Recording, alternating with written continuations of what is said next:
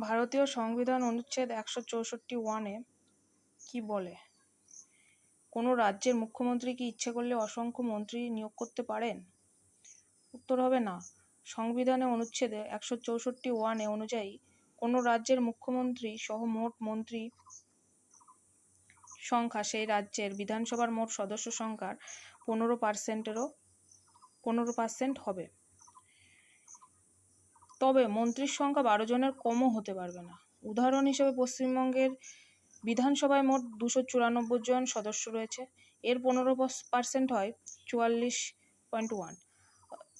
তাহলে পশ্চিমবঙ্গে মুখ্যমন্ত্রী সহ সর্বোচ্চ 44 জন মন্ত্রী থাকতে পারবেন। কেন এই নিয়ম আনা হয়েছিল?